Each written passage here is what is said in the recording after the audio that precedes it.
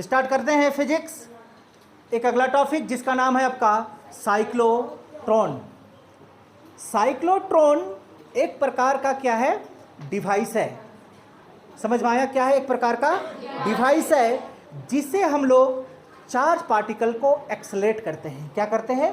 Accelerate करते हैं। Charge particles को क्या करते हैं? एक्सेलरेट करते हैं।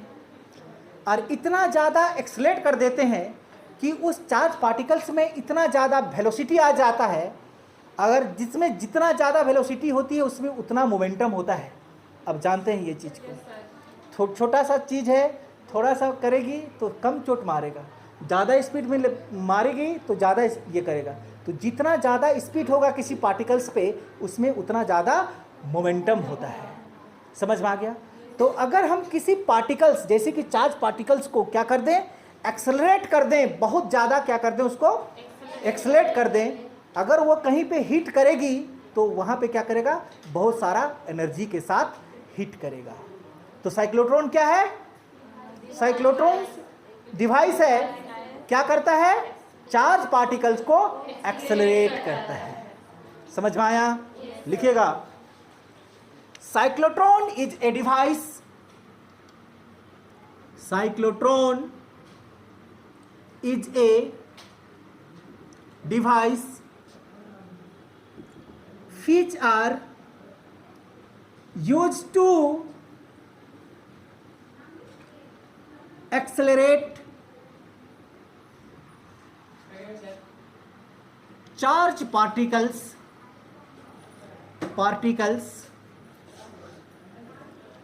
used in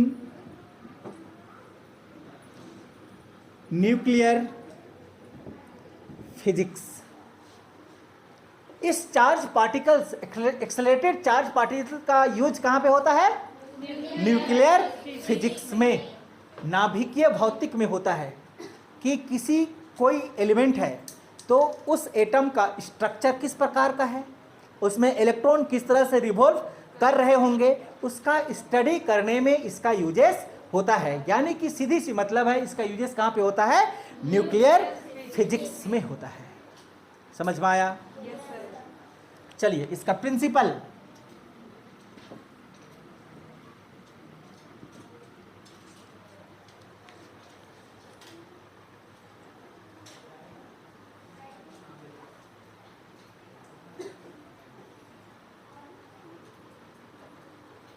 हो गया। ऐसा करके लिखेंगे, ज्यादा समझ में आएगा। पहला नंबर देके लिखिएगा, ठीक? The operation of cyclotron, the operation of cyclotron T is equal to, जल्दी, 2 पाई m बाई क्यू बी। ये आप पीछे पढ़ चुके हैं, है? Yes sir. हो गया। साइक्लोट्रॉन पे इलेक्ट्रिक फील्ड और मैग्नेटिक फील्ड दोनों होती है। बात समझ में आता है ना? अब तो ये बातें क्लियर हो गया होगा कि जहां पर इलेक्ट्रिक फील्ड वहां पे मैग्नेटिक फील्ड, और जहां पे मैग्नेटिक फील्ड वहां पे इलेक्ट्रिक फील्ड। क्लियर? दूसरा, साइक्लोट्रॉन में इलेक्ट्रिक फील्ड भी होती है और मैग्नेटिक फील्ड भी होती है, लेकिन काम दोनों का अलग अलग, ठीक? एंड इलेक्ट्रिक फील्ड, हम पहले किसकी बात कर रहे हैं? Electric field accelerate the charge particles and electric field is accelerate the charge particle. क्या बात समझ में आया? साइक्लोट्रॉन में जो इलेक्ट्रिक फील्ड प्रेजेंट है वो क्या काम करता है? चार्ज पार्टिकल्स को एक्सेलरेट करता है। क्लियर? चलिए, दूसरा, तीसरा, हाँ तीसरा,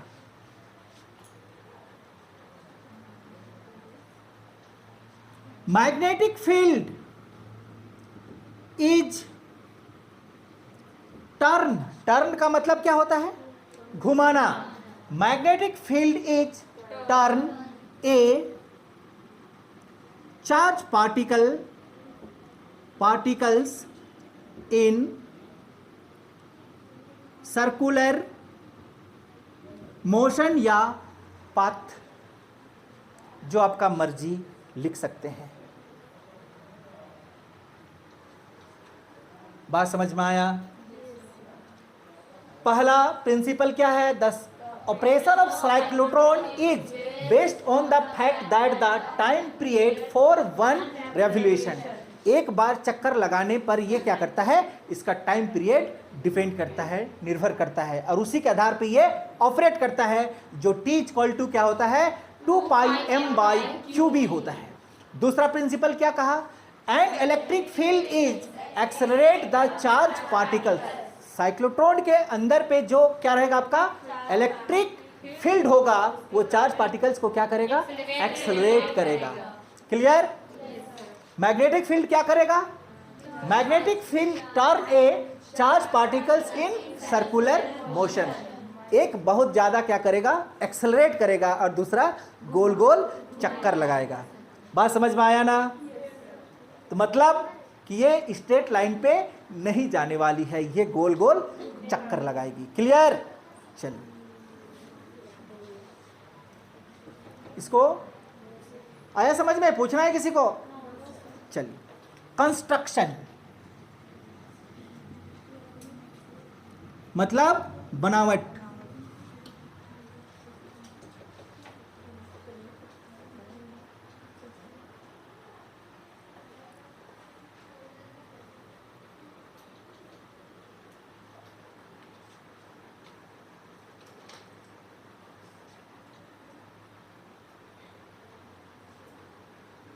हो गया?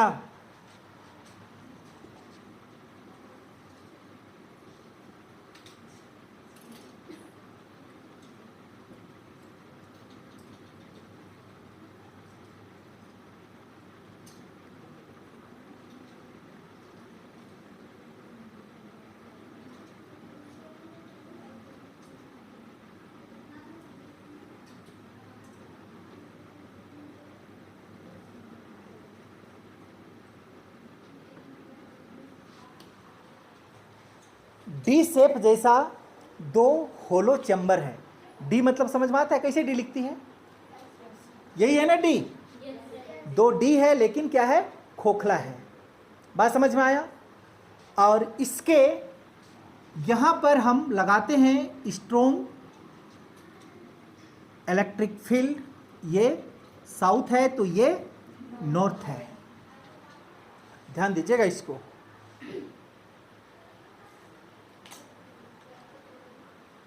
क्लियर?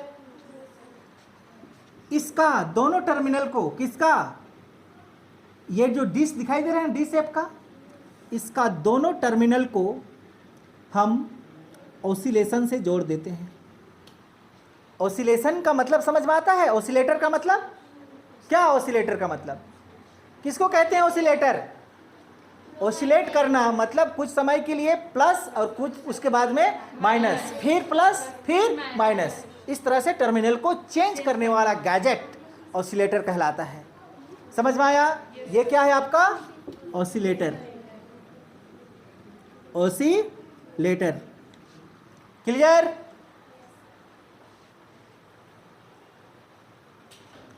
ये दोनों को क्या कहेंगे हम लोग? डिस कहेंगे, DEES, डिस। ये कैसा है? खोखला है, होलो डिस, हम लिख ही देते हैं। कैसा डिस है ये? होलो डिस।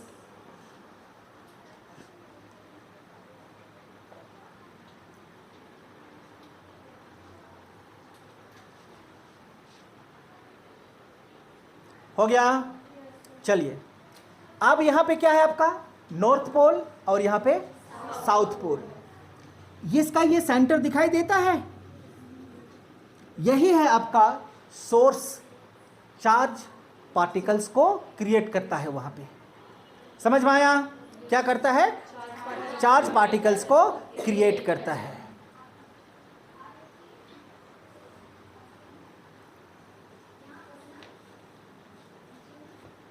ध्यान से समझिएगा इस पॉइंट को, ठीक ना। अब जैसे ही यहां से चार्ज पार्टिकल्स क्या हुआ, जनरेट हुआ, इसको एस के नाम से जानते हैं। ये कैसे लिखें हम यहाँ पे, इस जगह लिख दें एस। एस का मतलब सोर्स।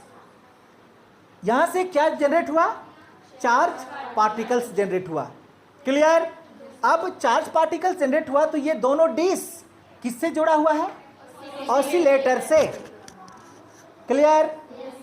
दूसरी चीज ध्यान दीजिएगा कि यहां से जो चार्ज पार्टिकल्स जनरेट होती है वो ना तो आपका इलेक्ट्रॉन्स होती है ना प्रोटॉन्स होती है, ये होता है आपका ड्यूट्रॉन।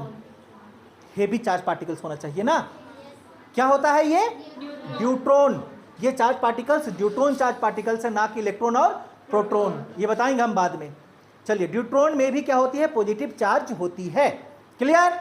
जैसे ही यहां से ड्यूट्रॉन क्या हुआ, जनरेट हुआ, तो ऑसिलेटर लगी हुई है। चलो समझते हैं कि इस डिश को माइनस बनाया और इस डिश को क्या बनाया, प्लस बनाया। क्या बात समझ में आया। यहां से जो चार्ज पार्टिकल जनरेट हुआ उसमें कैसा चार्ज है, पॉजिटिव चार्ज है। बात समझ में आ रहा है। तो ये पॉजिटिव चार्ज है, तो ये डिश में कैसा चार्ज, नेगेटिव चार्ज। तो ये चार्ज पार्टिकल्स को ये डिश अपनी ओर क्या करेगा, खींच लेगा। खींचेगा। जैसे ही खींचेगा उसके बाद में क्या होगा, ऑसिलेटर लगी हुई है, इसका टर्मिनल चेंज हो जाएगा। ये क्या हो जाएगा, प्लस हो जाएगा, और ये क्या हो जाएगा, माइनस हो जाएगा। अब इसमें तो ऑलरेडी प्लस चार्ज है। अब ये वाला चार्ज पार्टिकल्स को ये माइनस क्या करेगा, अपनी ओर खींचेगा। देखिए खींच रहा है। बात समझ में आती है। अब जैसे ही ये इसमें इंटर किया, ऑसिलेटर यहाँ का चार्ज को फिर से क्या करेगा, चेंज करेगा। ये क्या बन जाएगा आपका, माइनस, और ये प्लस। प्लस है मतलब ये इसको धकेलेगा और ये इसको खींचेगा। तो पहले से ज़्यादा उसमें वेलोसिटी क्रिएट होगा, नहीं होगा, होगा। जैसे ही ये इसमें इंटर किया तो ये टर्मिनल फिर से क्या हो जाएगा, प्लस, और ये माइनस। तो ये इसको उस स्पीड से और ज़्यादा से क्या करेगा, धकेलेगा, और ये इसको खींचेगा। ये जैसे ही इंटर करेगा फिर से ये क्या बन जाएगा, प्लस, और ये माइनस। तो इसको और ये धकेलेगा और ये खींचेगा। तो बताइए एक समय में ऐसा चार्ज पार्टिकल इसमें एक्सेलरेट हो जाएगी। और यहाँ पे हम लगा देते हैं क्या, एक विंडो। क्या लगा देते हैं, विंडो। क्योंकि चार्ज पार्टिकल्स है उसमें बहुत ज़्यादा क्या हो गया, एक्सेलरेशन हो गया। तो उसको निकलना भी तो है, कहाँ निकालेगी। तो उस निकालने के लिए हम क्या रख देते हैं, यहाँ पे एक विंडो रख देते हैं, ताकि वहाँ से वो चार्ज पार्टिकल्स क्या हो सके, निकल सके। और यहाँ पे हम एक ट्यूब रख देते हैं। क्या रख देते हैं, ट्यूब। ये ट्यूब में कैसा चार्ज, नेगेटिव चार्ज। इस ट्यूब, हाँ अच्छा, कैसा चार्ज, नेगेटिव चार्ज। अब ये जब ये विंडो से निकले कौन, चार्ज पार्टिकल्स। अब इसमें तो बहुत ज़्यादा वेलोसिटी है, एक्सेलरेट हो गया है कि नहीं है। अब जब ये निकले तो ये चार्ज पार्टिकल्स को ये नेगेटिव वाला क्या करे, अपनी ओर खींच ले, नहीं तो किधर भी जा सकता है। और यहाँ से जैसे निकले और इधर यहाँ पे क्या रख दिया जाता है, टारगेट।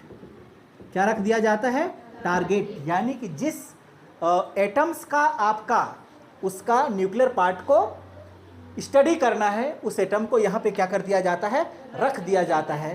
तो इतना स्पीड में आता है और उस न्यूक्लियर पार्ट को मारता है, उसका अंदर का पूरा स्ट्रक्चर सामने निकल के आता है। समझ में आया। तभी तो आप पढ़ पाते हैं ना कि एटम का न्यूक्लियर ऐसा ऐसा होता है। बात समझ में आया, डाउट है। इसलिए इसको क्या कहते हैं हम लोग, टारगेट कहते हैं। इसको विंडो कहते हैं। इसको क्या कहेंगे, विंडो। ध्यान दीजिएगा।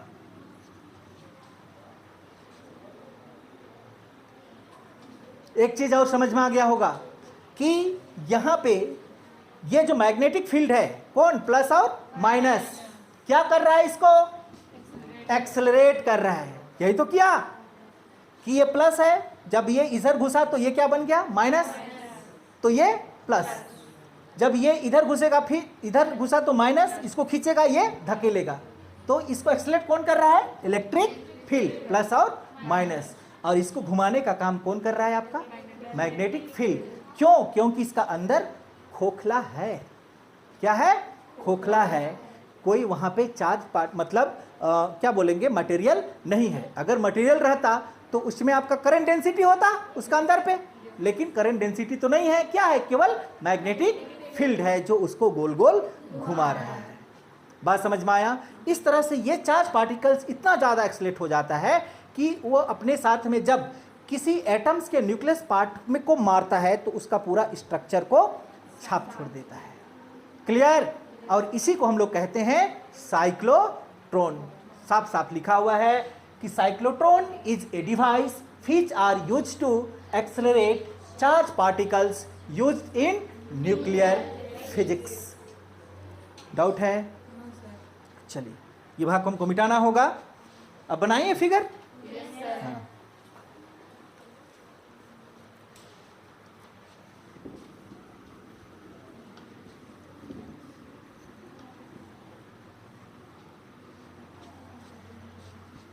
चलिए लिखेंगे, there are two 4 वोल्ट जो ऑसिलेटर कनेक्ट है उसका पोटेंशियल डिफरेंस कितना? 10 पावर 4 वोल्ट, यानी 10 के आगे और 4 जीरो लगाइए, उतना ज़्यादा वोल्टेज के साथ में कनेक्ट किया जाता है। ठीक? And oscillating frequency is 10 power 6 hertz in 1 second। बताइए, 1 सेकेंड में वो कितना बार टर्मिनल को बदलेगा? 10 पावर 6 मतलब 10 के आगे 6 जीरो लगाइए। 1 सेकेंड में उतना बार क्या करेगा? ये टर्मिनल को बदलेगा। आप सोच सकते हैं इसको? अभी थोड़ा देरी पहले आप देखे थे होंगे जब हम उसको बता रहे थे, स्कोप ऑफ फिजिक्स क्लास 11 वाला। बड़ी लार्ज में 10 पावर 26 और स्मॉल में 10 पावर -15, टोटल को जोड़ेंगे तो 10 पावर 41। तो वो है ना फिजिक्स। बताओ, 1 सेकेंड में 10 पावर 6 हर्ट्ज क्या करता है? ऑसिलेटिंग करता है, प्लस माइनस 1 सेकेंड में इतना टाइम चेंज करता है। ये समझ में आ गया? हाँ, इन 1 सेकेंड लिख लिए। चलिए, to electromagnet,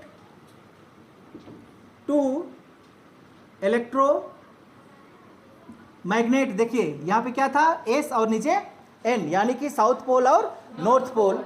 to electromagnet create magnetic field. ये क्या क्रिएट किया यहां पे? Magnetic field. एंड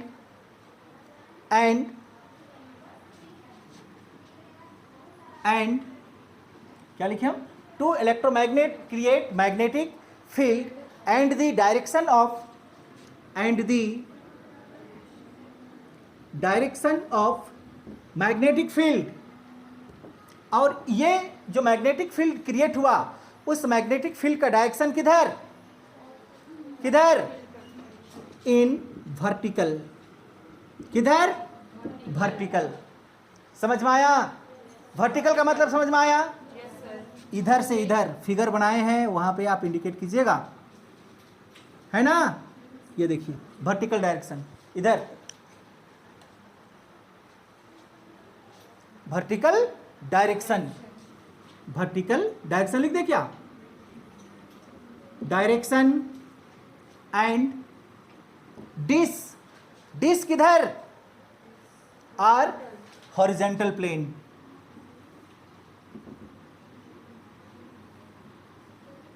दिखाई देता होगा आपका डिस कैसे है? ऐसे रखा हुआ है, मतलब इस तरह से, और इधर आपका मैग्नेटिक फील्ड है ना?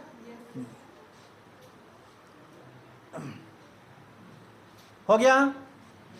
चलिए, अब जानते हैं electric field and magnetic field are perpendicular to each other. Electric field and magnetic field are perpendicular to each other. देखिए,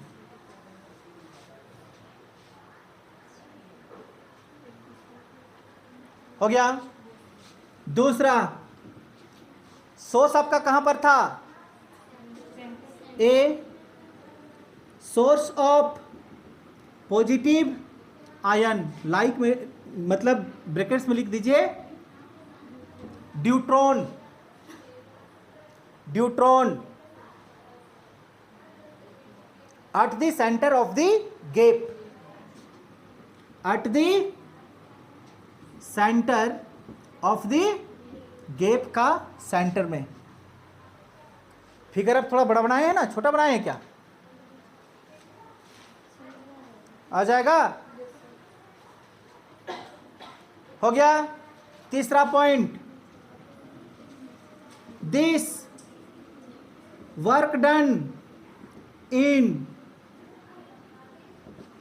वैक्यूम। नहीं है वैक्यूम, अंदर से क्या है? खोखला है। समझ में आ रही है ना बात?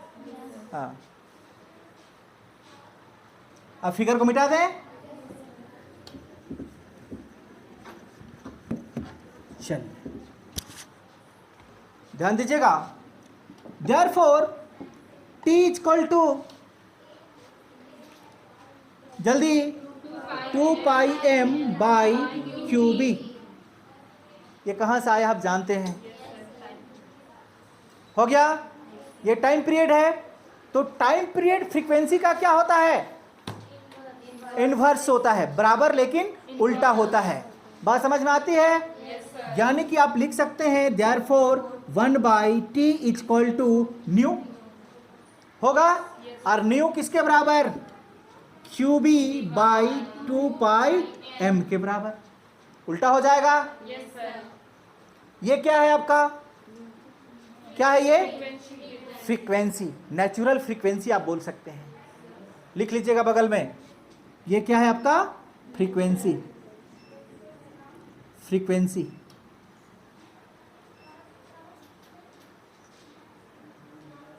फ्रीक्वेंसी दो प्रकार की होती है, जानते हैं ना आप लोग? एक नेचुरल फ्रीक्वेंसी और एक रेजोनेंस फ्रीक्वेंसी। कौन फ्रीक्वेंसी? वो तो दूसरा चीज है फ्रीक्वेंसी। एंगुलर फ्रीक्वेंसी मतलब जो जो गोल गोल घूमता है उसको कहते हैं एंगुलर। मतलब ये टाइप ऑफ फ्रीक्वेंसी दो ही होता है, एक होता है नेचुरल और एक होता है रेजोनेंस। रेजोनेंस का मतलब हम लोग अपने से उसको प्रोड्यूस कराते हैं, वो फ्रीक्वेंसी। और नेचुरल जो प्राकृतिक द्वारा प्रोड्यूस होता है। क्लियर? हाँ, चलिए हो गया। आगे यहां पे हमने क्या लिखा? Magnetic field. मैग्नेटिक फील्ड काम क्या था? काम क्या कर रहा था मैग्नेटिक फील्ड? बोलो जल्दी। गोल गोल घुमा रहा था। किसको? चार्ज को। मतलब ये हुआ कि यहां पे मैग्नेटिक फील्ड में आपका सेंट्रीपिटल फोर्स है, तभी तो गोल गोल घुमा रहा था। ये क्यों घुमाता? तो magnetic field equal to centripetal force. बात समझ में आती होगी? हो गया? आया समझ में? मैग्नेटिक फील्ड, जल्दी बताओ जल्दी। Magnetic field Q nu B पढ़ी है? साइन ऑफ थीटा यहां नहीं लगाएंगे, क्योंकि साइन ऑफ थीटा लगाएंगे तब भी 1 ही आएगा। ठीक ना? नहीं समझ में आया? याद कराएं, ये याद करो। ठीक ना? Q nu b sine of theta. हमने साइन ऑफ थीटा नहीं लिया। Q nu b is equal to centre force, centripetal force equal to, जल्दी बोलिए, m b square by r होता है। याद रखिएगा ये सब। कुछ कटेगा तो काटो, नहीं कटेगा हमको तो दिखाई देता है। नहीं कटेगा? तो कटेगा तो काटो ना। क्या है? हो गया? चलिए, अगर आप यहां से आर को बाहर निकाल दें, किसको? आर को, तो क्या मिलने वाला है? Q B. अगर भी को निकाल दे तो चलिए, हाँ, आप किसको निकाले पहले? अभी किसको निकाल दिए? आर को। और कर दिए, ठीक है। और किसको निकालेंगे हम? भी को। भी निकालिए। भी इक्वल टू क्या होगा? Q B R by M. देखिए, हो गया? एक को इक्वेशन पहला और एक को इक्वेशन दूसरा। हम आर को नीचे लिख दें, चलेगा क्या? आर इक्वल टू क्या था? एम भी बाई क्यू बी। ये इक्वेशन पहला, ये इक्वेशन दूसरा। आप दे सकते हैं, कोई फर्क नहीं पड़ने वाला है। क्या फर्क पड़ेगा? डाउट तो नहीं है ना? चलिए, now kinetic energy of cyclotron. Now kinetic energy of cyclotron. Kinetic energy equal to 1/2 mv square होता है। चलिए, क्लियर? डाउट है? तो kinetic energy equal to 1/2 m। क्या है? बोलिए।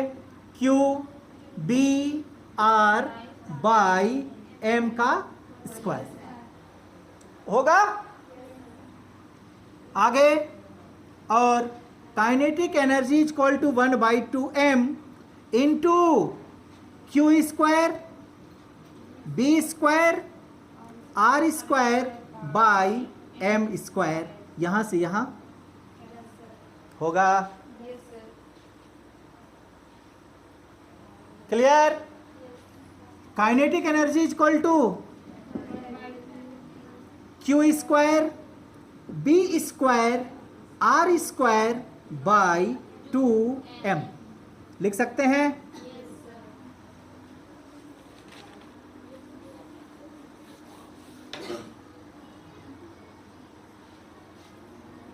हो गया? डाउट है? याद रखिएगा इसका टाइम पीरियड और काइनेटिक एनर्जी।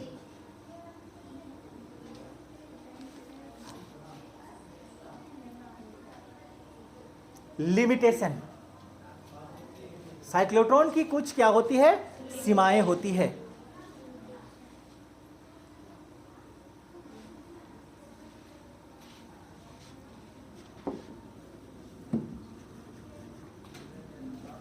चलिए, पहला,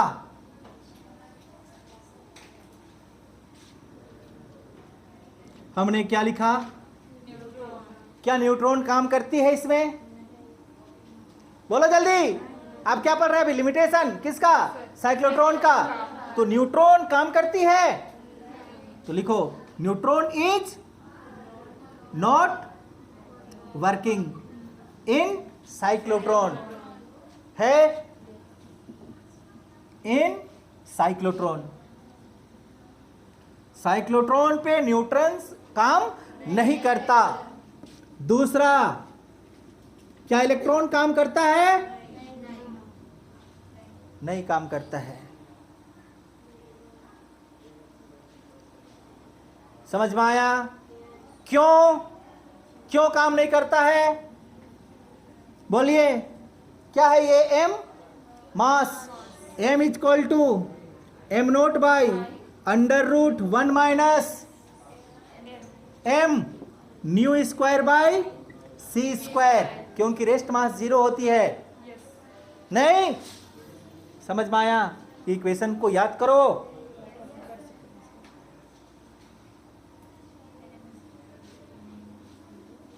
क्या 0 होगा? सी, यहां V क्या है आपका? Velocity of electron, proton, neutron जो भी। C क्या है? Velocity of light. ये V और C क्या होती है? इक्वल होती है, मतलब दोनों इक्वल हुआ तो c² बाई c², कट गया, क्या बचा? 1 माइनस 1 0, 0 का रूट 0, 0 बाई m0 0, मतलब मास ही क्या होता है? 0। मास 0 नहीं है तो एक्सेलरेशन कहां से आएगा? नहीं समझ पाई? आया समझ में? ये 3 लिमिटेशन याद रखिएगा आप। Neutron is not working in cyclotron, also electron is not working in cyclotron. m equal to m0 by under root 1 minus μ² by c²। Clear? चलिए एप्लीकेशन। एप्लीकेशन तो आप जानते हैं, इसका यूजेस कहां पे होती है? Nuclear physics. हो गया। दूसरा,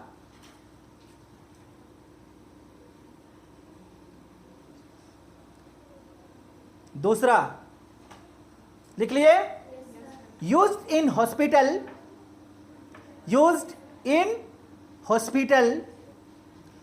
to produce radio active material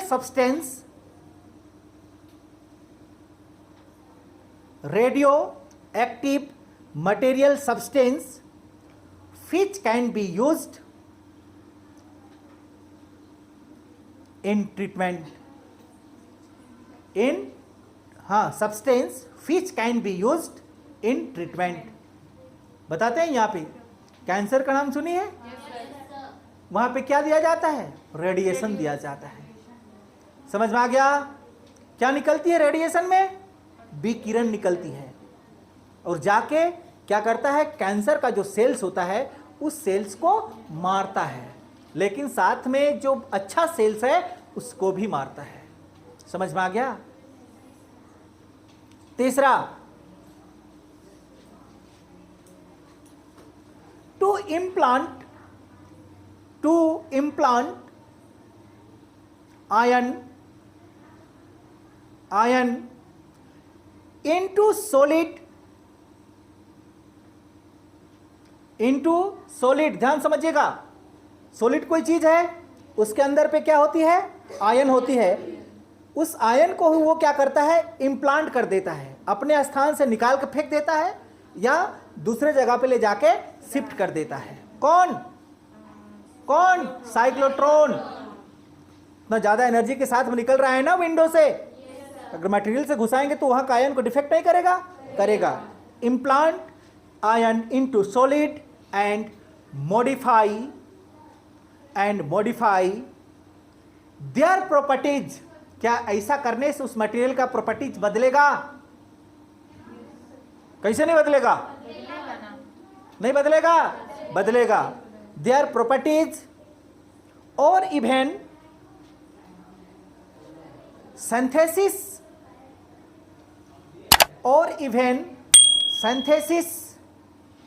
of new material.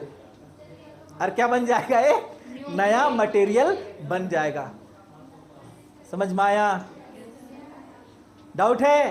तो ये 3 एप्लीकेशन याद रखिएगा आप। तो ये था आपका cyclotron. Cyclotron is a device which are used to accelerate charged particles used in nuclear physics। Clear? इसका 3 छोटी छोटी हमने प्रिंसिपल भी लिखाया है।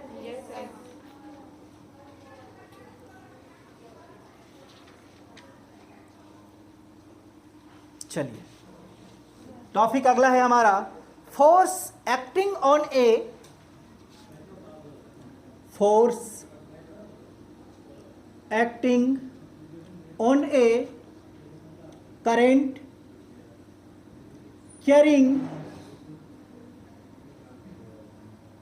current carrying conductor conductor in uniform magnetic field, uniform magnetic field.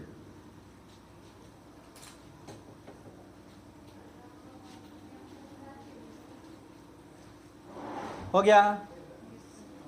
क्या बोला ये हमारा कंडक्टर है, नहीं है लेकिन समझने के लिए कंडक्टर है, इसका क्रॉस सेक्शनल एरिया भी है, लंबाई भी है, इसमें हम करंट प्रोड्यूस किए कितना I, और इस कंडक्टर को ले जाके कहां पे रख दिए, यूनिफॉर्म मैग्नेटिक फील्ड में। तब देखते हैं क्या होता है, समझ में आया? चलिए, let a conductor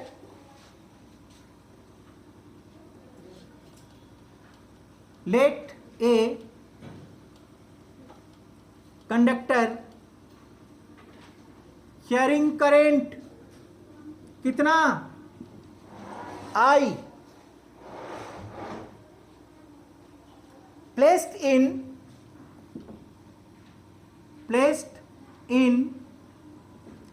uniform magnetic field, uniform magnetic field represent किससे करते हैं, वही बता दीजिए। करते हैं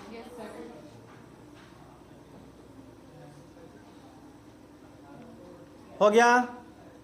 चलिए ध्यान दीजिएगा, ये क्रॉस जो दिखाई देता है यह हम मैग्नेटिक फील्ड को बना रहे हैं। ये क्रॉस साइन किसको दिखाएगा, मैग्नेटिक फील्ड को। ये आपका मैग्नेटिक फील्ड है। इस मैग्नेटिक फील्ड में किसको रखेंगे, कंडक्टर को रखेंगे। चलिए, ये कंडक्टर को हमने रखा। क्लियर? समझ में आ रहा है? ये इसका क्या कहलाएगा, क्रॉस सेक्शनल एरिया। रिप्रेजेंट किससे करते हैं, ए से।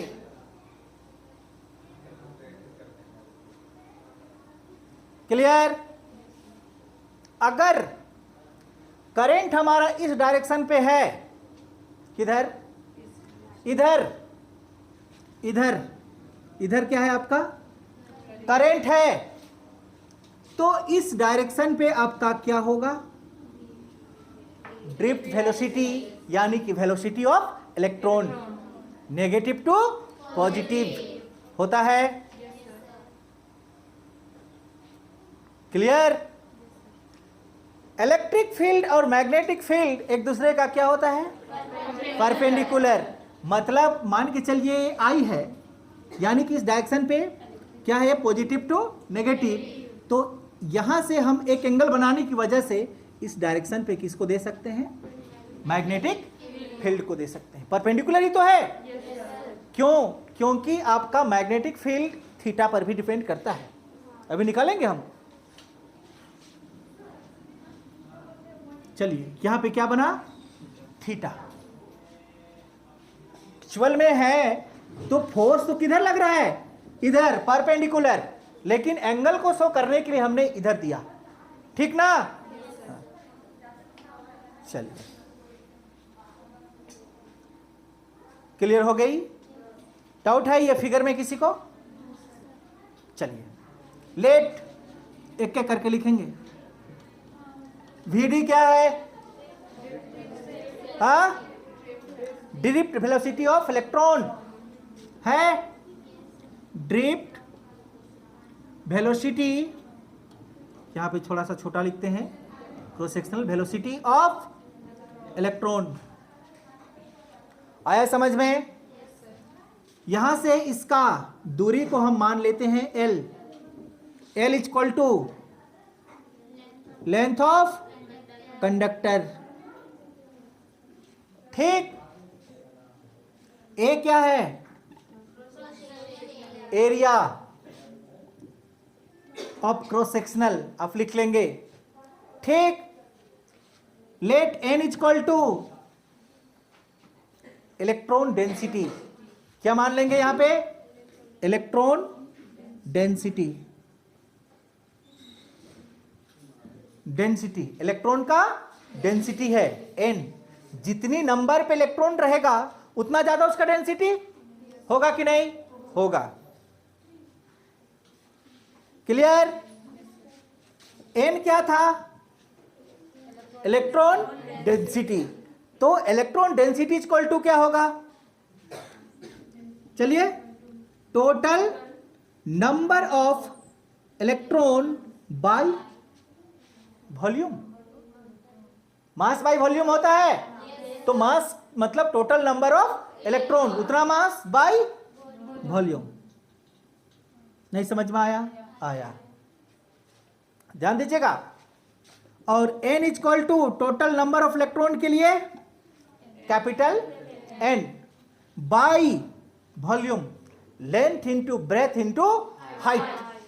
आयतन बराबर लंबाई गुना चौड़ाई गुना ऊंचाई होता है। क्या दिखाई देता है? एरिया इक्वल टू, क्या एल को हाइट मान सकते हैं? ए का मतलब लंबाई गुना चौड़ाई, एल के लिए ऊंचाई। मतलब ए एल किसको दिखाएगा? वॉल्यूम को। समझ में आती होगी बात? समझ में आया तुमको? ए क्या है? ए मतलब क्या? एरिया। एरिया इक्वल टू क्या होता है? Length into breath. एल को क्या माने? हाइट। मतलब length into breadth into height equal to volume. आयतन बराबर लंबाई गुना चौड़ाई गुना ऊंचाई। नहीं समझ में आता है तो यहां पे लिखिए therefore A equal to L into B.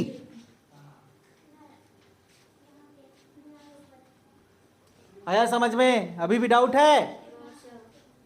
Capital N बाहर निकालिए और एन ए एल होगा।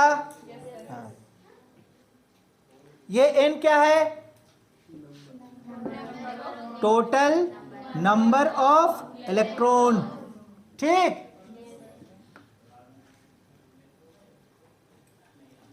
Force acting on one electron,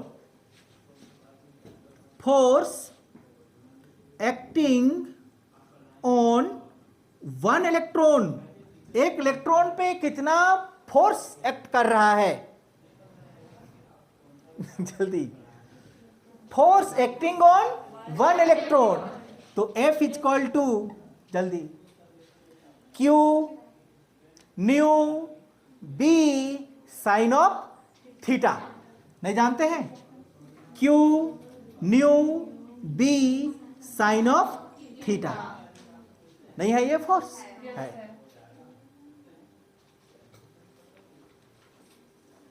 clear? ध्यान दीजिएगा, किसकी बात कर रहे हैं हम लोग? एक इलेक्ट्रॉन में। तो एक इलेक्ट्रॉन में कितना काम करेगा? क्यू क्या है यहां पे? चार्ज। हम किसकी चार्ज की बात कर रहे हैं? एक इलेक्ट्रॉन की। Force acting on one electron. बात समझ में आता है? तो क्यू मतलब चार्ज। किसका चार्ज? एक इलेक्ट्रॉन। एक इलेक्ट्रॉन की चार्ज। एक इलेक्ट्रॉन की चार्ज को हम ई मान ले। फिर आपके पास में क्या है? न्यू है, देखिए। लेकिन इलेक्ट्रॉन का वेलोसिटी आपका वीडी, यही तो पढ़े हैं अभी। फिर क्या है? B sine of theta. बात समझ में आया? B sine of theta. Doubt है किसी को? क्यू मतलब चार्ज, चार्ज की जगह में हमने एक इलेक्ट्रॉन डाला। भी मतलब वेलोसिटी, यहां पे हमने क्या लगा? वीडी, क्योंकि इलेक्ट्रॉन का वेलोसिटी आप जानते हैं वीडी होता है, ड्रिफ्ट वेलोसिटी होता है। हो गया? अगर एक इलेक्ट्रॉन में इतना फोर्स एक्ट करता है तो टोटल नंबर ऑफ इलेक्ट्रॉन में कितना फोर्स एक्ट करेगा? चलिए बताइए, बात समझ में आया कि नहीं आया? एक इलेक्ट्रॉन में इतना फोर्स एक्ट करता है तो टोटल नंबर ऑफ इलेक्ट्रॉन में कितना फोर्स काम करेगा? चलिए, force acting on total number of electron. Total number of electron, जल्दी, total number of electron. n मानी थी क्या? हाँ, समझ में आया? तो f इक्वल टू क्या होगा? इस इक्वेशन में केवल हम n जोड़ देंगे, n e v d b sine of theta. हो गया? चलिए, f इक्वल टू क्या लिखा हुआ है? n, capital N, capital N equal to NaL, भर सकते हैं, NaL e v d b sine of theta. ये रहा इक्वेशन नंबर 1। क्लियर? आया समझ में? ये we know that I equal to A N E V D, यही जानते हैं? ये equation number 2 from first and second. ध्यान दीजिएगा क्या लिखा हुआ है? F इक्वल टू क्या लिखा हुआ है? A N E V D, A N E V D। इसके बदले में क्या लिखते हैं? I। क्या बचा फिर? हाँ, B L, B भी बचा, फिर L, फिर क्या बचा? Sine of theta.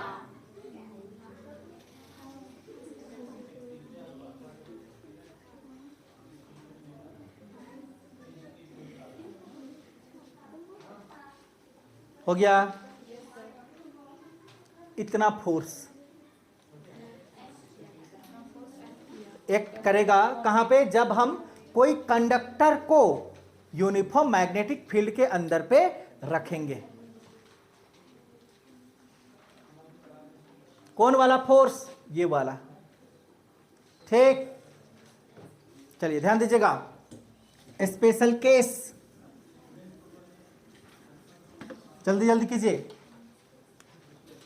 Special case, case 1, case 1 कौन सा थीटा की बात करेंगे? ये वाला थीटा की बात करेंगे, ठीक ना? स्पेशल केस में ध्यान दीजिएगा। If theta equal to 0 degree दिखाई देता है, और थीटा इक्वल टू 180 डिग्री, तो F इक्वल टू क्या आ जाएगा? जल्दी बोलिए। F इक्वल टू क्या है? IBL sine of theta. तो साइन 0, साइन 0 0, साइन 180 मतलब नहीं समझ में आया? आया। हो गया? केस 2 आइए। थीटा इक्वल टू 90 डिग्री, मतलब यहां पे देखिए, इधर परपेंडिकुलर होता है हमेशा, मतलब मैक्सिमम यहीं पे होता है, मैक्सिमम फोर्स। बताइए, F इक्वल टू IBL, ये मैक्सिमम लिख सकती है। 90 डिग्री मतलब 1, ये क्या है आपका? मिनिमम।